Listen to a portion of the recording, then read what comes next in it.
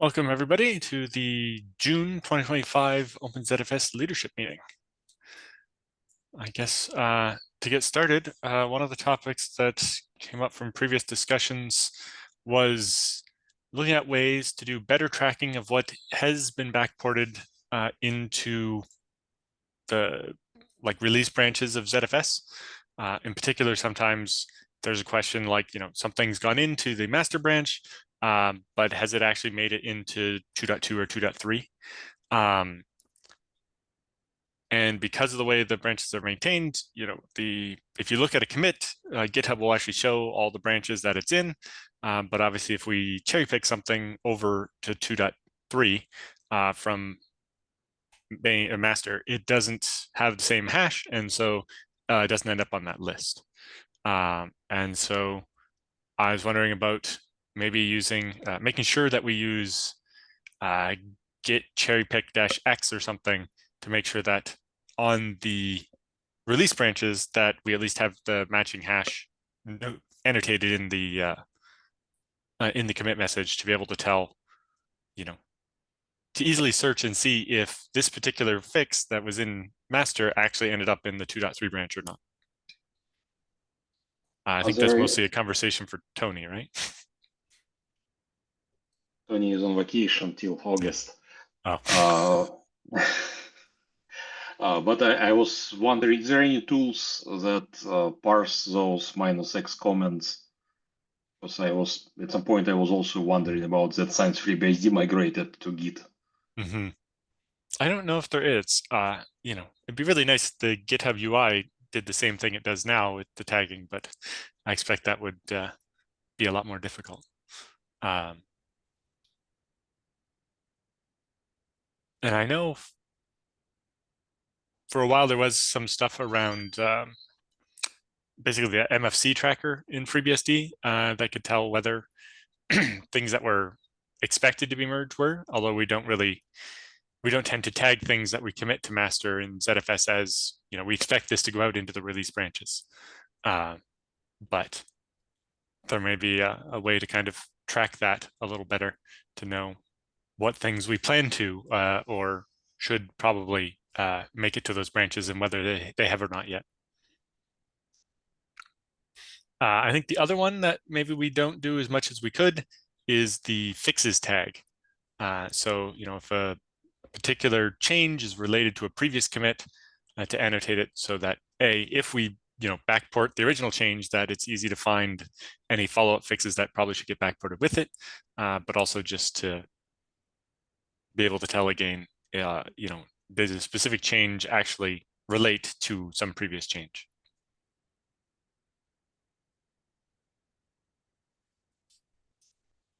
And I guess that at some point we can look at, if there's some tooling that could actually help us with that.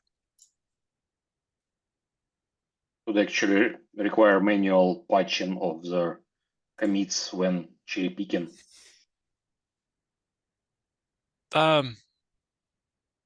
For the fixes, you mean, or? Yeah. If you mean when you commit to stable, you want to specify. No, it's not. Sorry, it's a fix. Is just when you commit something new to master, if it's a fix for some previous commit, to just have the previous commits hash in the commit message. Right now we use clauses and sometimes fixes when there's something to mention. I personally like when somebody actually hints some issue number for the respective PR, I'm trying to link them and specify. But honestly, with like 10 or whatever thousands of issues we have, it's easy to miss them. So in the fixes I had in mind is more referencing other commits rather than tickets. So just I don't have a great example off the top of my head except for the one I did in FreeBSD this morning, where it turns out a couple of years ago when Mark Johnson added the page laundering stuff, he missed zeroing out a value in a sysctl. It means that when you do vmstat-o, it keeps accumulating the value instead of resetting it for each row in the output. And so it just says fixes and then the hash of his original commit, so that in the future, if somebody's looking to MFC that, they know that they should also grab my follow-up fix. Yeah, I don't think we have practice ever to specify a commit message for fixes, but Yeah. I'm trying when it's clearly follow up, I'm trying to specify fixes of PR number that Yeah. it fixes. So Yeah, that's a good point. I'm using clauses for the number of PRs that actually this commit relates to, and then fixes. Sometimes fixes is a issue number, sometimes it's PR number. Yep. Maybe confusing, but on GitHub those are globally unique. So Yes. no problem. Which I very much appreciate after using a system where they're not. Right. Issues in merge requests can have the same number and don't mean the same thing. It's much more confusing. Sure. Next, I see Brian has opened a couple of pull requests. There's one here for clarifying and restricting DMU TX assign and which errors it can return. Because it turns out, I guess, ztest could assert that ztest TX assign when an IO error has occurred. This happens because it only checks for e-restart and e-no space. And if we give, e-nxio or whatever, then it causes problems. I guess this one is only from yesterday, so I don't know if anybody's had a chance to look at it yet. I haven't looked yet, but yeah, in context of Rob working on allowing error reporting in DMUTX assign, it may be needed, I guess. The next one I think is in preparation for the 2.4 release, defaulting to bclone weight dirty being 1 instead of 0. In particular, it says update the default for FI clone and FI clone range ioctls behavior to wait on dirty blocks instead of not. While this removes some control from the application, in practice, ZFS is better positioned as far as the optimal thing and immediately forcing a transaction sync. I see there's already been some discussion on this one. Yeah, it was primarily PR to create the discussion, so any opinions welcome. From one side, I clearly have nothing better to propose to applications like Vim that, according to the reasonable workload, expect first to write a block and sometime after, potentially pretty fast, to clone it. Right now, that clones fail. Would it be just copy file range? It would just silently copy them, but on Linux, for some reason, people prefer to use explicit fclone range. This is call which just fail in that case. So the question is, I mentioned there, maybe we could make it wait only for fclone requests which are failing otherwise, because it's really out of application control to make sure that data are committed and need transaction commit to be cloned. Like if application really wants them to clone, then we might have to wait. Yeah, so you're thinking maybe like a value of 2 for that tunable that says, ones that would fail will cause a TXV syncs, but ones that would fall back can just fall back instead of waiting for a sync? No, yeah, that could be one of the ways to do it. Or we could allow wait always. Hard to say. Yep. But if people have strong opinions there, with the PR is open. Pavel Snyder commented there kind of reasonably that too much waiting in ZFS is not great. And I'm not exactly agree with his idea of increasing amount of dirty data to like 12 gigabyte, whatever he mentions. That's maybe good for some kind of performance, but can we really expect that?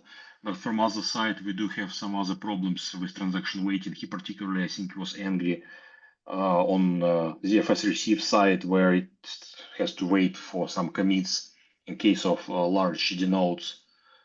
But it's not exactly related to this issue, but it also waits for TXG commits, which is really slow. Yeah, the one that hit me there was if you're receiving a lot of very, very tiny snapshots while doing a scrub, because the TXG sync for a scrub is a bit slow, it makes receiving a bunch of snapshots take a really long time.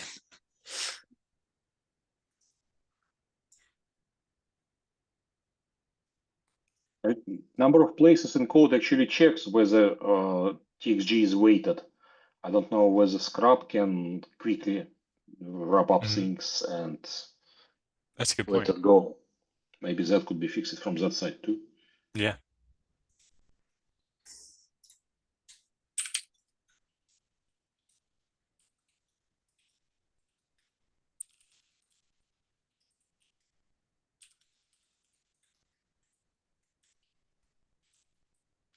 Next, is Alexander, yours has been working on wiring up projects support to FreeBSD.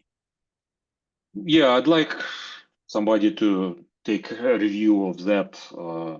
That I'm not particularly deep into projects, but I had to dive into it to investigate what's that. It seemed like it's pretty. It was mostly already implemented for FreeBSD, aside of just few missing pieces.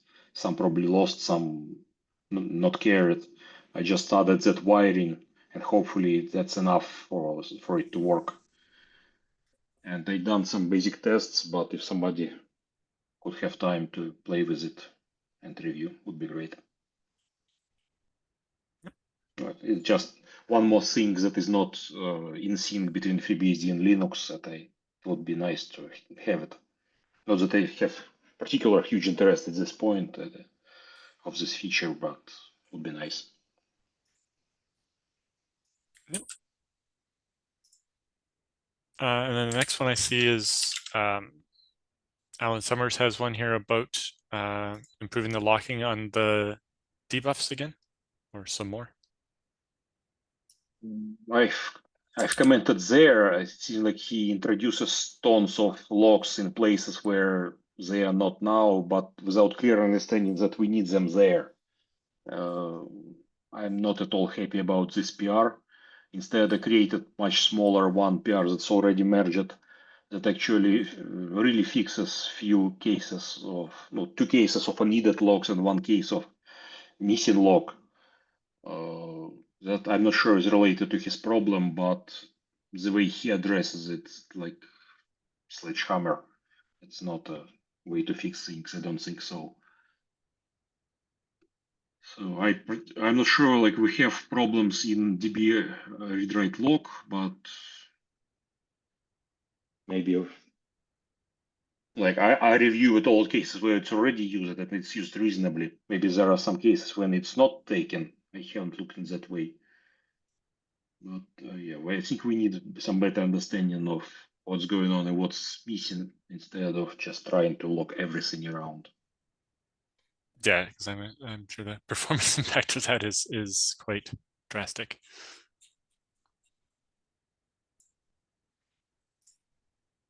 Okay, and then relatedly, a couple from Clara here.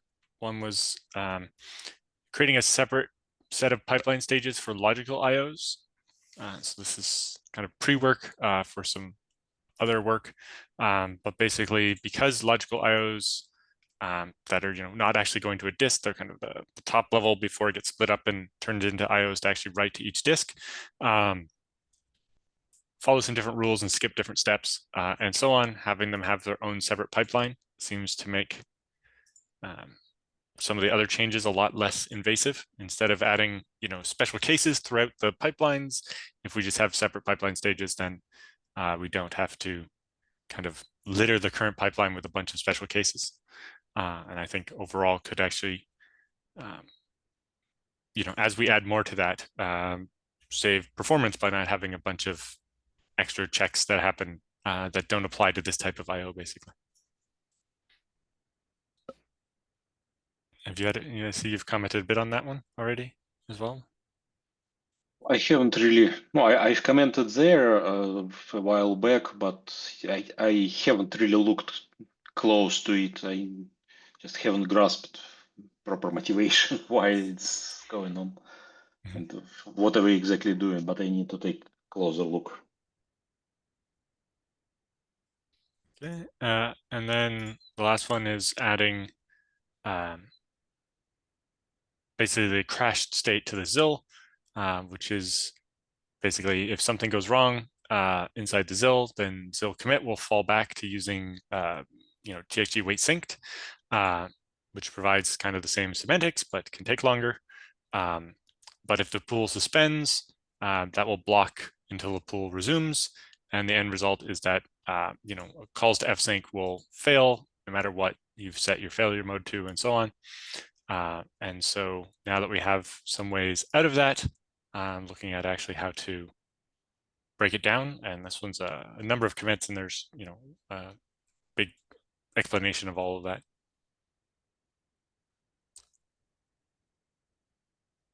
Yeah, I had a quick look on it earlier, and I had feeling that it's kind of duplicates already existing error handling in ZIL. Since we already, in case of error, we already propagated through all the chain, reporting errors to respective calls. But yeah, it was. I can easily understand that it doesn't handle properly pull suspensions, but it looked to me on a quick look that it just tries to replace all the existing error handling, is duplicating it. But yeah, maybe There something were changes after. definitely a bunch of things where the errors never went anywhere. In particular, also in the kind of the VFS layer in ZFS, the fsync call on Linux never had the ability to return an error. Basically, ZIL commit was a void, and so it was just it could only ever basically return, and that was a success, or wait until it did have success. And in cases where there was no way to give back an error and actually have the fsync call fail and tell the application that the write didn't succeed. No, yeah, I have no problems with Mm-hmm. that part with reporting errors. I'm all for Mm-hmm. that. I am specifically have questions about changes to ZIL-C, where Mm-hmm. it introduces. I need closer look, but I The had. list thing. Yeah, Yeah, I it think you're talking introduces about here. list of things and like to traverse it to clean up things, but I'm not sure that part is needed. While everything else that goes to other files to improve error reporting, I'm absolutely all for that. Maybe that could be Yep. just committed separately first to get it out of the table, Yeah, we can but maybe yeah. look at breaking some of that up and clean it up, and yeah, get the parts that there is agreement on in, and then figure out what to do about the rest. Yeah, well, I may need to take another look on a ZIL part, ZIL-C part. Maybe there is some just good ideas that I missed on a quick look, but Mm-hmm. yeah, I haven't had a chance to look again. Okay. Was there any other PRs that we wanted to look at? I think we've discussed some of these older ones, like the synchronous zlits that Tony was working on, and so on. Across. Oh.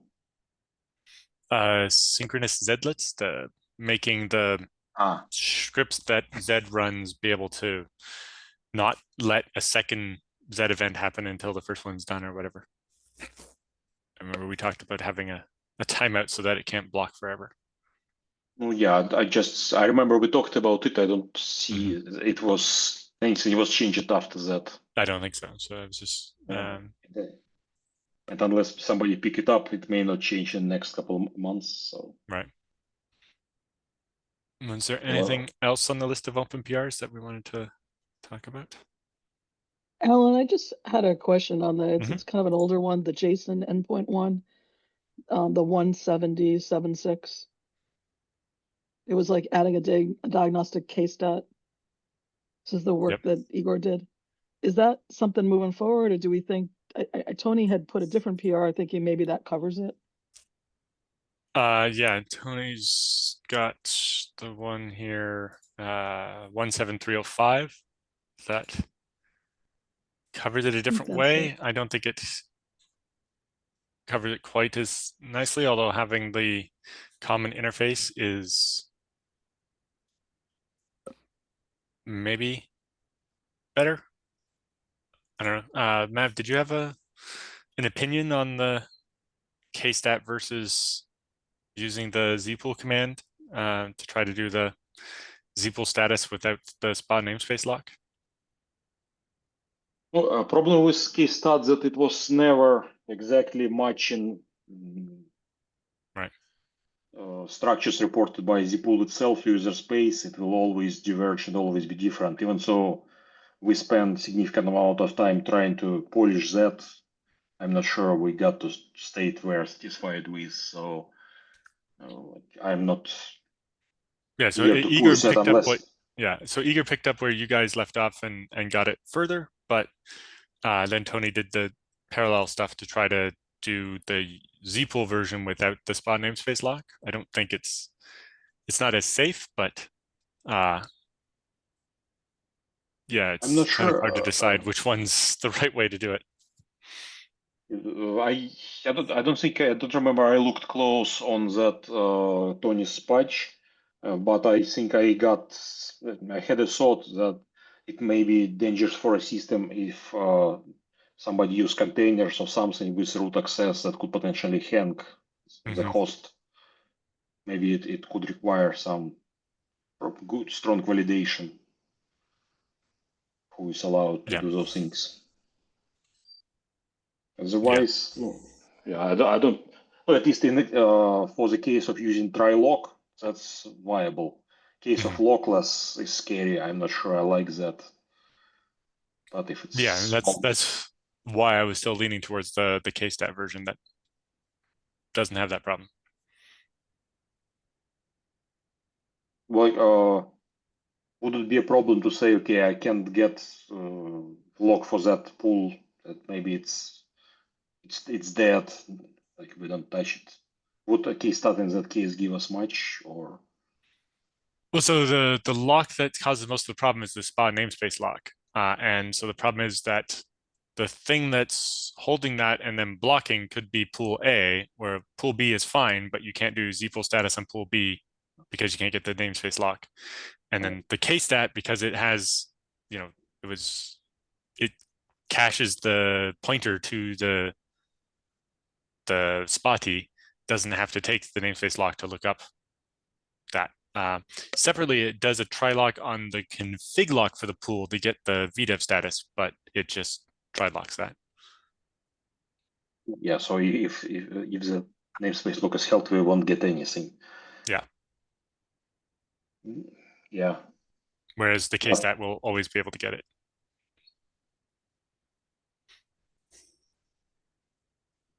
Would be nice if we could reduce the scope of namespace lock. There was already some action in that area to do that, yeah. Attempts in pull import, pull export, but maybe we could it's better still work in it has become a proxy for too many different things, I think. It is definitely not just about adding and removing SPAs from the namespace. It is almost become a second version of the config lock and so on. Yeah, that needs a bunch of cleanup.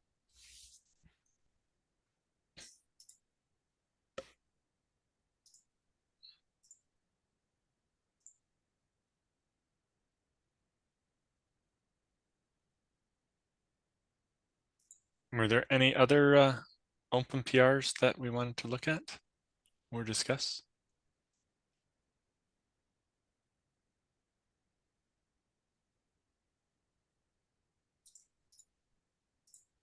There was something. It would be nice if people could review ArcTXG timestamp database PR. It's number 16853. It seems to be ready, but somebody. Paul actually took a look on it 5 days ago. And... He did, and I talked to Marius about looking at Paul's comments.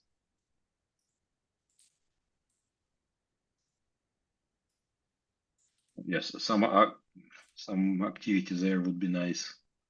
Yep. We have several PRs that are hanging. I would personally close them. I just don't want to be the last one with the hammer. For example, allow to display powers of 1000 bytes, or another PR we have to use localized numbers like comma versus dots numbers. I'm not sure like any of those, but yeah, I it would be remember my nice to. shell script having trouble with the fact that Mac displays the numbers as like KIB, but when you're setting a property, you can only use K. And that causes interesting fun. I think it was about adding some parameter to specify units or something Right. like that. Yeah, I know there's the one you mentioned there was adding a version that displayed powers of 1,000 instead of 1024 for things like measuring IOPS and other things that aren't in bytes. And I think that probably makes a lot of sense, right? No, yeah, that would be Oh, but actually, good that's not point. what they're talking about here, though, is it? They're talking about just using a tunable or a environment variable to change which multiple it uses in general, which I think is silly. No, yeah, it creates flexibility, which I'm not sure we need. If somebody wants to parse it, we should allow to get it raw. If we Yeah, don't at which some we already point. have, I think, with the -p and most things to get it raw. Yeah, I don't think this PR is actually about the same thing, but we might want the ability to specify that certain parameters that are actually not in bytes, such as, you know, seconds or IOPS and so on, to actually use the 1,000 multiplier instead of 1024. But that doesn't seem to what this one's actually about. No, I don't see it doing anything specific. It actually adds, yeah, environment variable. Yeah, I And think replace that it globally. doesn't make sense.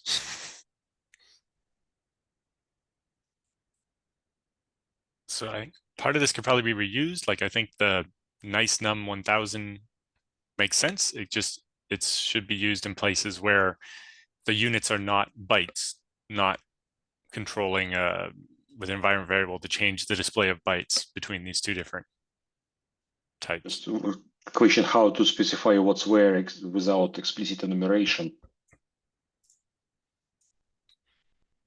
Yeah, I think that's the main reason why it's not been done yet, because a bunch of cases are just, you know, if the type of this is a number instead of a string, then we nice num it, and we don't actually, you know, have a list of properties or something that says whether it's in bytes or not.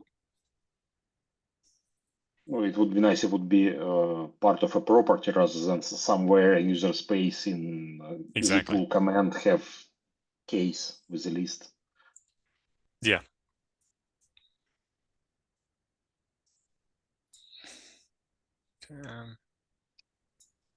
I had one more, Alan, in terms of the implement dynamic gang header sizes. That one Right. seems like That it's was not moving. Paul's. Did you have thoughts on that one, Mev? This is 17004. I did talk to Brian about this one. He said he was going to try to take a look at it, but that was last week, so hopefully he gets to it soon. Okay, great.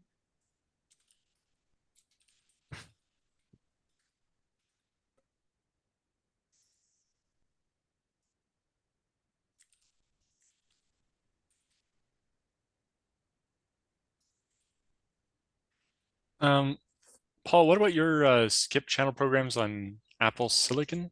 It says it's approved and it looks like it just never landed. Yeah, I don't remember what the state of that one is.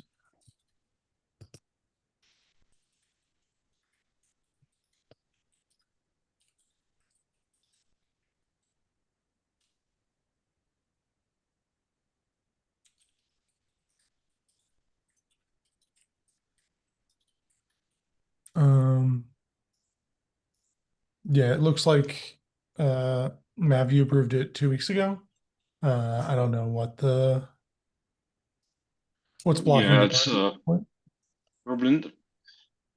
I just don't have strong opinion about it myself. I don't have any Apple Silicon, and I would prefer to fix the problem rather than hide the CI issues. So I think I just need somebody else's opinion. If people think it's okay, I am fine to push it.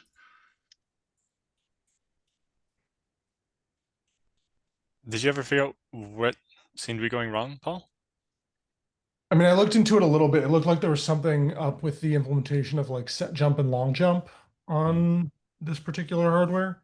Because that was consistently where it seemed like it was failing to actually jump back to the set jump point. But I didn't spend a huge amount of time looking at it. I was just trying to, get the tests to not crash my system so I could keep testing the stuff I was actually working on.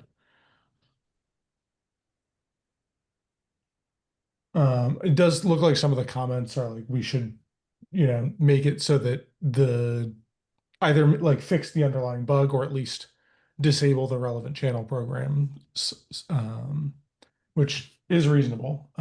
But that's probably going to be a little bit more work. But it was mentioned that we use channel programs to delete snapshots. So disabling that would be a big issue. But I wonder whether that works at all. Have you chance to test that at all? Is it all channel programs are broken or only some kinds? I believe some of them work. So it's the ones that mostly do the certain kinds of error checking that seem to fail. Yeah, because most of them don't end up invoking set jump and long jump unless there's like an exception or a problem of some kind.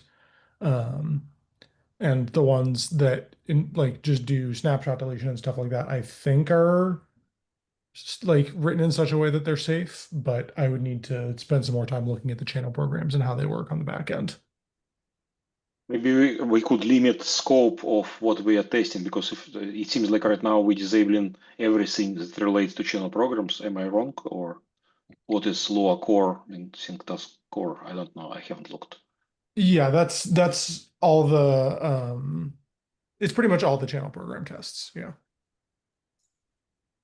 Or all the direct channel program tests. Like if we use channel programs for snapshot deletion and we're invoking those, during the elsewhere in the test suite to delete a bunch of snapshots, that'll still get indirectly tested there. But this is the direct tests of the channel program functionality and some of the Lua functionality.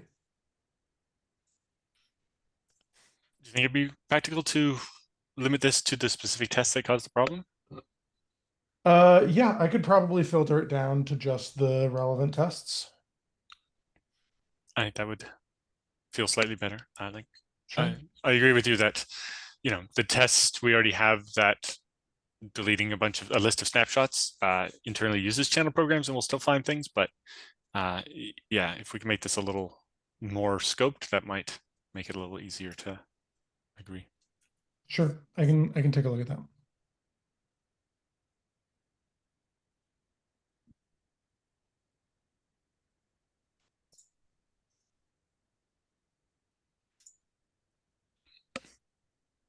There was a patch Rob was working on to include timestamps into ZTS output. And I was wondering where the other second timestamping is coming. And I found actually we already have some timestamping in a VM settings in a .github in actions. So I was thinking if Rob could have time to get to this and maybe just remove the duplicate so that we had only one sort of timing, just brings that to completion. So like, I don't have problems with his patch. I just don't like duplicate stamping. Yeah, having two different kinds of timestamps makes it hard to parse them. Yeah. But we were not sure where it comes from, but at some point looking through through GitHub Actions, through .github directory, I found it there. I don't remember right now where exactly, but I saw it at some point. It's not part of the test, it's part of CI infrastructure.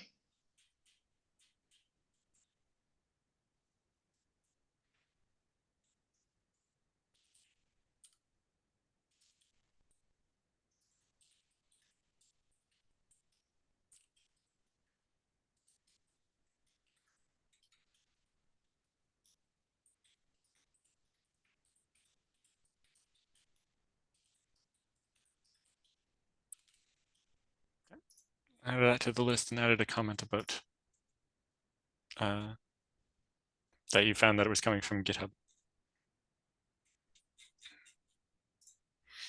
Okay. Was there anything else that we should look at today?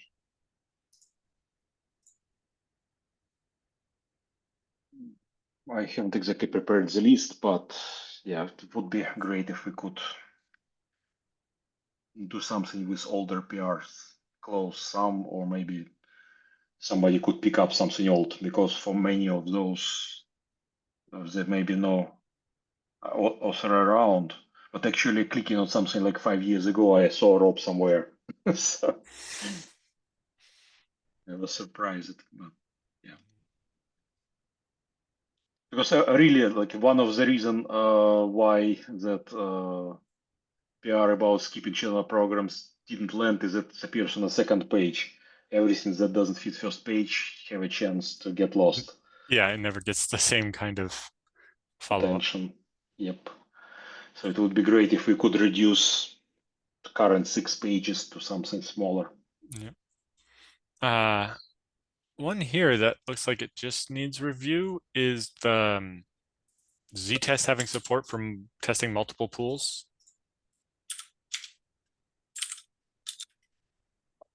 I think it's suffering from that same thing as it's on page 3, I think, at this point. Yeah, I it was think opened it like was last September, and it's never had any comments. I think it was pushed during the Dev Summit or somewhere around It'd that at be that time. 6 weeks before the Dev Summit. Yeah, okay. But yeah, it haven't got attention, but really ZTS or ztest would really could benefit from some because at least lately it fails quite often. And I personally had no motivation to jump into it and fix what the hell's going on there. Sometimes it succeeds, but more often than not, yes, it's not. Yeah, did there ever end up being a PR for the hackathon project that actually made it possible to get the seed that it used when it failed to be able to recreate the failure? I remember it was discussed. I don't remember where it ended up. Yeah, like there was a demo of it working. I might have to chase down that guy from, I think it was AWS that wrote that. We gave him a Lego set or whatever. We just want the patch. Yeah.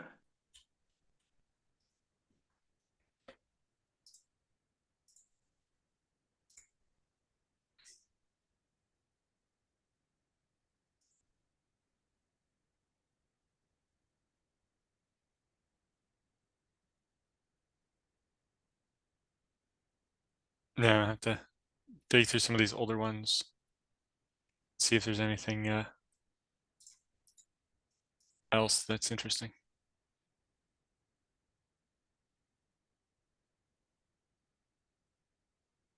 There are some like at the end, like system D Zpool target. I just don't feel qualified enough to say anything. I have no idea what's that about. Yeah, or even I found one here from Matt Aarons about Zval disk open can hang forever because it calls schedule timeout. And there was That a I think little bit of it discussion. still does. In particular, asking why it was changed to do that back in 2018. And Brian didn't remember.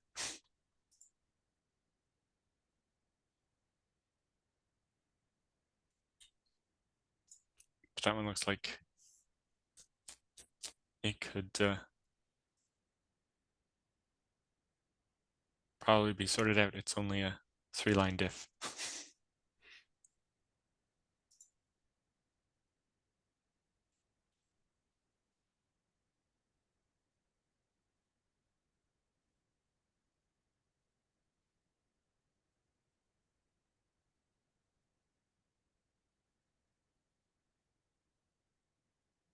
Yeah, it looks like Brian left some feedback and somebody just needs to apply it. That might be a good one.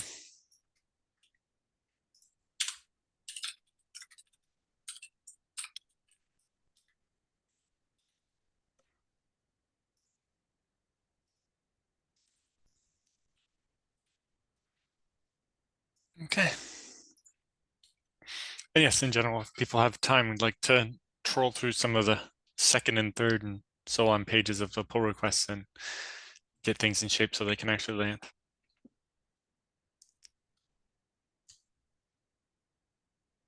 Have we thought at all about what we want to do for like release notes for 2.4? Or like what the headline features are going to be and so on? Maybe we should, well, at least we should try to sort out what is still not merged to 2.3 because of it was such a large list of merges. But yeah, out of quick thinking, out of mind, there was ZFS rewrite wasn't merged, unified allocation throttling wasn't merged. Some patches related to dedupe and copies, I think. No, they should be merged, but just not ready. But they were. I guess patches related to fragments. I think the other one I wouldn't mind trying to get wrapped up was the slow RAID Z child, but it looks like, you know, you're the moving average is fluctuating too much. Yeah, Brian commented there that he agreed to my thought that just collecting average, like short-term average, doesn't for each individual disk doesn't give stable value or predictable enough value. And maybe it may become too stable if IOPS is low, or it may be too fluctuating if it's if number of requests, if IOPS is too high. It should be not move an average, but more like average per interval. It would be some more expensive to calculate potentially, but that it would give much more predictable value. And then if we could calculate, do stats distribution, not just vertically among different disks, but also account how big distribution within each disk to that way avoid false positives. Yeah, I think it requires some work from statistical perspective. Yep.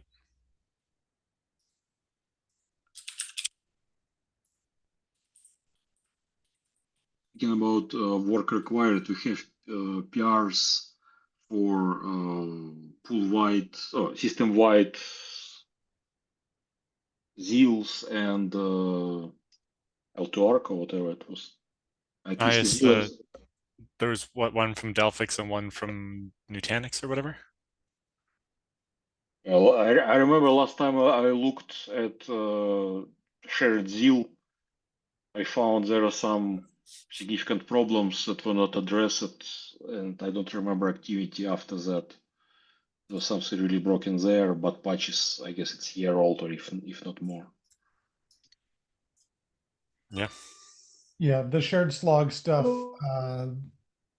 There was some round of feedback a while ago. I believe I addressed a bunch of the comments, but I am no longer responsible for it, and I handed off the relevant state to people at Perforce, and they have not continued to work on it. So that one's probably defunct and unlikely to get picked up unless they decide they care about it again.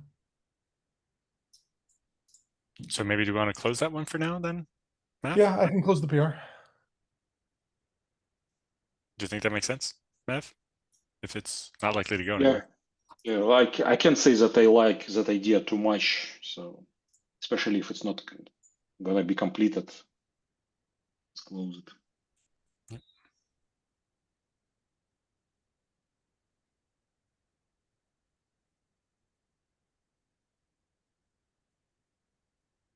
It is closed. Thank you. -1. 146 left.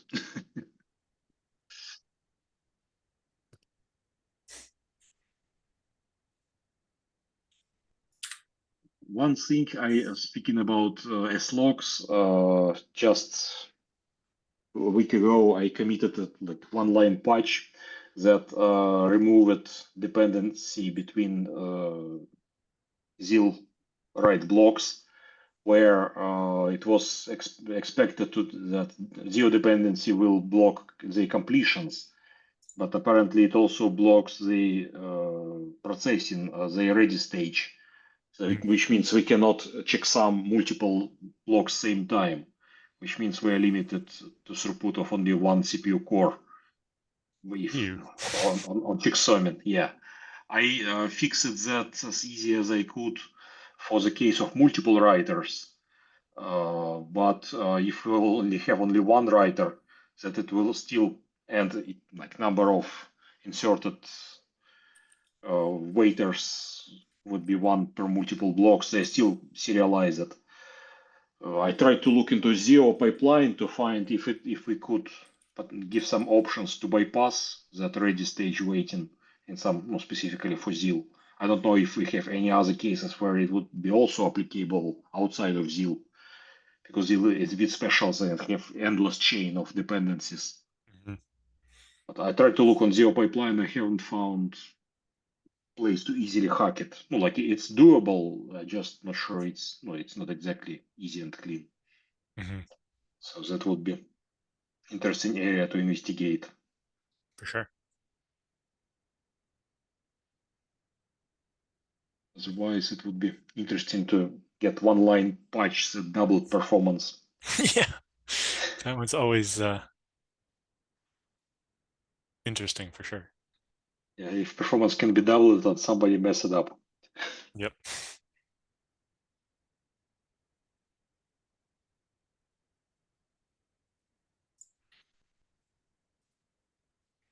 And then I guess another one that we have, we should have a pull request shortly for the ZFS allow raw send, to basically have a permission that only allows you to do a raw send and not a non-raw send, so that when you're delegating to a user, they can only do the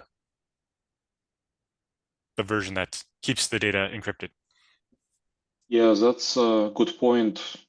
Would be good to have it, but it reminds me another area where we would like to extend permissions to add also some subvariants is that the deletion of Snapshots, but not data sets. Yep. Yeah. I would definitely like to do that one as well.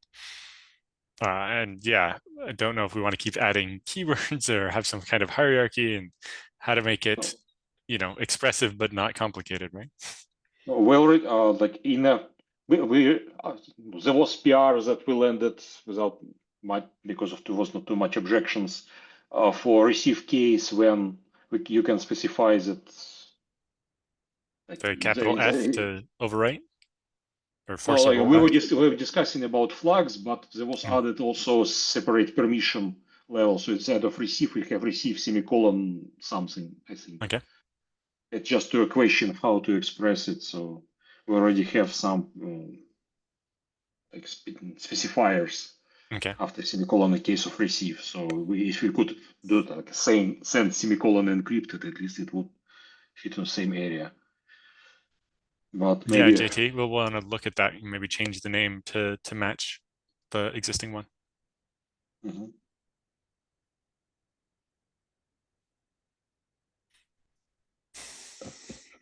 Yeah, and I don't know how it would work on Linux, but wondering about specifically when you do ZFS allow mount on FreeBSD, it only it allows you to mount, but then you still have to have vfs.user mount enabled, and that requires that the user doing the mounting own the empty directory they're mounting to, and that can cause some problems that I don't know how you decide where to draw the line between what's ZFS's responsibility and what's the operating system.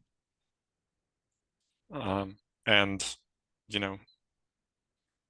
if the sysctl and the ZFS permission don't agree, who should win? Well, if sysctl, if kernel says no, then what ZFS can do about it? I guess it's Right. smallest common denominator. Mm-hmm. Yeah, so I gotta look at that and figure out a way that makes sense. All right. Well, thanks everyone. Our next meeting will be in about 4 weeks. So that puts it on Tuesday, July 15th at the usual later time, 1300 Pacific or 1600 Eastern. All right. Thanks everyone. Thank you.